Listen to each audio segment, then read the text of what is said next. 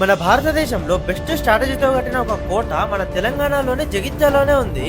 ఈ జగిత్యాల కోటని 1747లో ఎలగందల్ ఫోర్ట్ ని పరిపాలిస్తున్న నిజాం రాజులు జాక్ అండ్ టేల్ అనే ఇద్దరు ఫ్రెంచ్ ఇంజనీర్లతో కట్టించాడు. ఈ జాక్ అండ్ టేల్ పేరు మీదనే ఈ జిల్లాకి జగిత్యాల అనే పేరు వచ్చిందని కూడా కొంతమంది చెప్తారు.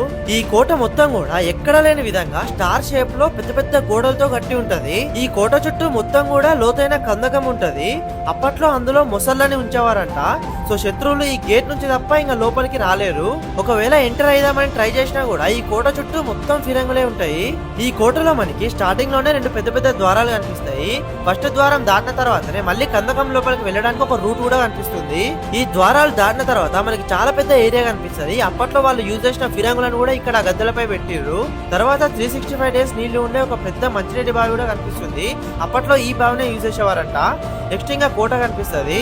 దీని వెనకాల సైడ్ కూడా చాలా ఫిరంగులు ఇంకా కందకం కూడా కనిపిస్తుంది. ఈ కోటలో కొన్ని రూమ్స్ కూడా ఉన్నాయి. వీటిని 1930 వరకు కూడా రెవెన్యూ కార్యాలయం లెక్క యూజ్ చేసిరంట. దీని పక్కన నుంచే పైకి వెళ్ళడానికి స్టెప్స్ కూడా ఉన్నాయి.